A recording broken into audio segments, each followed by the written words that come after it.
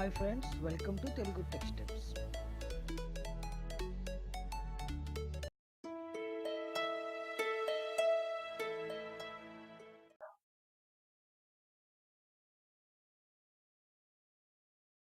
చూసుకుందాం. అసలు స్విచ్‌ని సీలో ఎలా రాసుకోవచ్చు? ఫస్ట్ ఆఫ్ ఆల్ ఒక వీక్ డేస్ ఎగ్జాంపుల్ ఇది. ఈ ఎగ్జాంపుల్ ఎలా మనం ఒకసారి చూద్దాం. ఫస్ట్ ఆఫ్ ఆల్ నేను ఒకసారి మొత్తం రాసి చూపిస్తాను.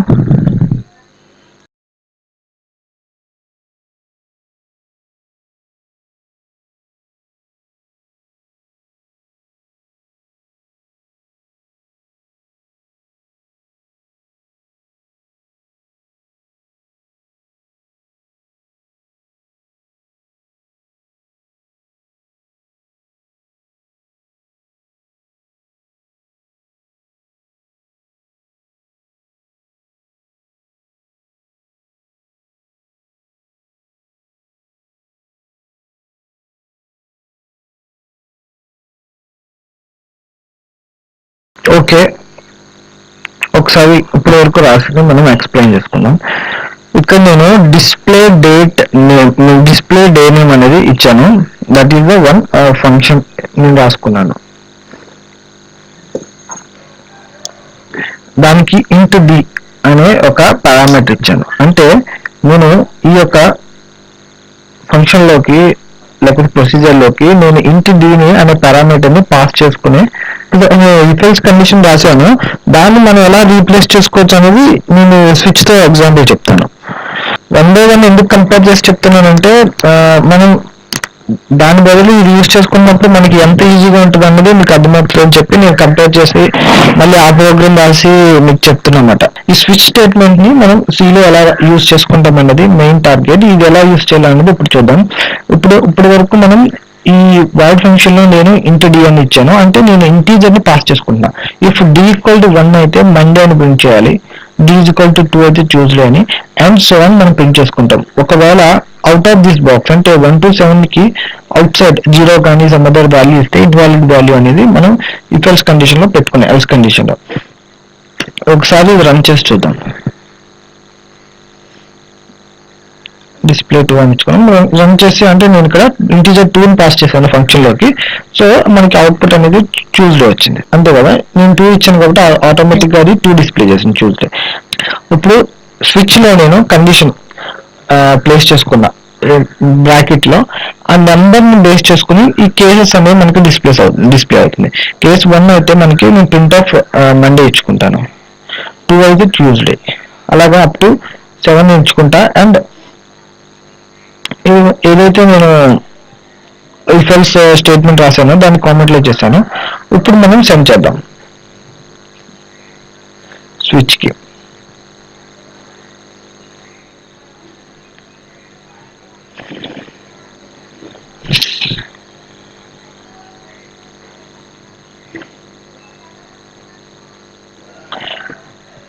ఇప్పుడు మనకి స్విచ్ చూసారు కదండి అవుట్పుట్.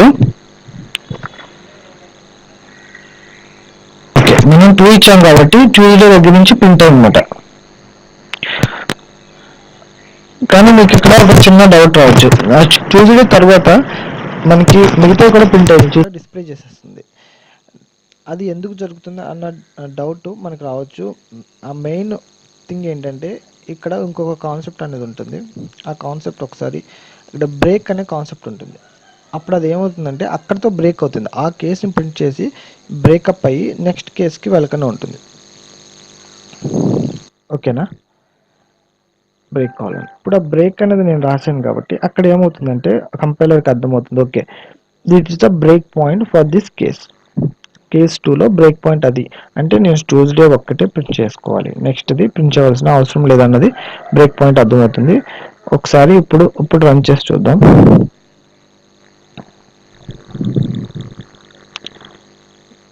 Okay, perfect. ఇప్పుడు మనకి ట్యూస్డే ఒకటే డిస్ప్లే చేస్తుంది.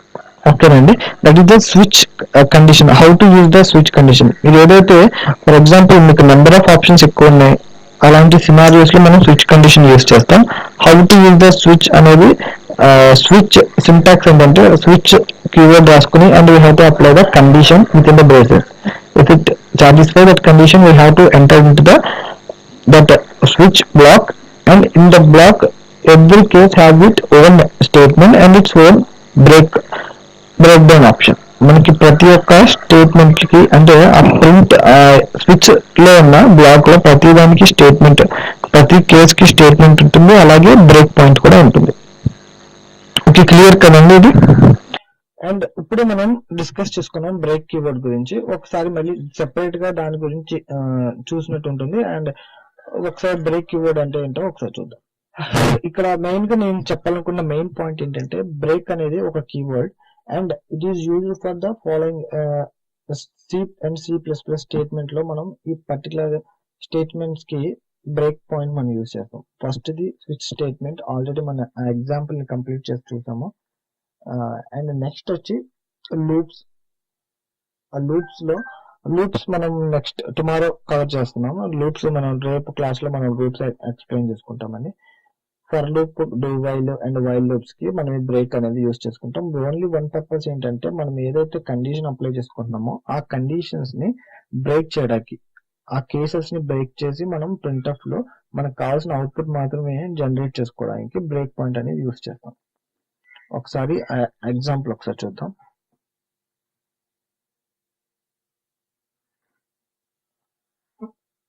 మీరు లూప్స్ గురించి కంగారు పడద్దు, నేను రేపు లూప్స్ ఎక్స్ప్లెయిన్ చేస్తాను. మీరు జస్ట్ ఇక్కడ బ్రేక్ మీద కాన్సన్ట్రేట్ చేయండి. ఫర్ లూప్ లో నేను కండిషన్ రాసుకున్నాను అండ్ ప్రింట్ఎఫ్ స్టేట్మెంట్ అది ఒకవేళ కరెక్ట్ అయితే లోపలికి వెళ్తుంది. లోపలికి వెళ్ళినప్పుడు నేను మళ్ళీ ఫర్ లూప్ లోపల స్విచ్ స్టేట్మెంట్ ఇన్సైడ్ స్విచ్ జే అని రాసుకున్నాను. అక్కడ మళ్ళీ కేసెస్ లో నేను బ్రేక్ పాయింట్ ఇచ్చుకున్నాను. లేకపోతే ఒకవేళ ఈ ఫర్ లూప్ కరెక్ట్ అయింది అనుకోండి, ఫర్ లూప్ కండిషన్ నేను ఇక్కడ I గ్రేటర్ దాన్ 5 అని ఇచ్చి ఆ ఇఫ్ లో బ్రేక్ ఇచ్చుకున్నా.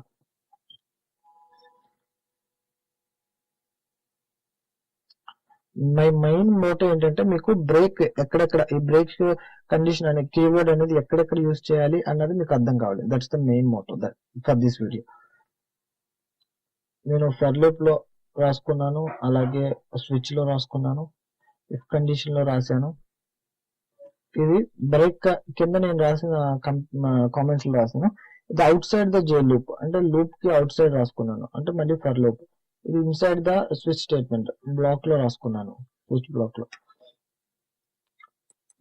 మనం సెపరేట్ గా దాన్ని ఓకే మనం సెపరేట్ గా దాన్ని బ్రేక్ చేసుకున్నాం కాబట్టి మనకు అవుట్పుట్ అలా జనరేట్ అయింది. ఓకే, మనం బ్రేక్ ఎక్కడెక్కడైతే బ్రేక్ చేసుకున్నామో జే దగ్గర ఫస్ట్ ఇటరేషన్, తర్వాత సెకండ్ లూప్ లో అండ్ డిఫాల్ట్ కేసెస్ లో మనం బ్రేక్ చేసాము. దాని ప్రకారం మనకు వచ్చింది అవుట్పుట్. స్విచ్ కేస్ లో జే దగ్గర బ్రేక్ చేసాం ఇక్కడ, అండ్ అవుట్ సైడ్ ద జే అక్కడ బ్రేక్ అవుతుంది.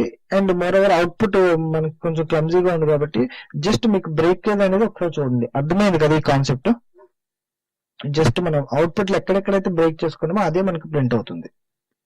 ఐ హోప్ మీకు ఈ క్లాస్ నీట్గా అర్థమైంది అనుకుంటున్నాను. ఫ్రెండ్స్ మీకు ఈ వీడియో నచ్చితే షేర్ చేయండి. మీకు ఏమైనా డౌట్స్ ఉంటే కామెంట్లో రాయండి. Please don't forget to subscribe to my channel and happy learning. Thank you so much.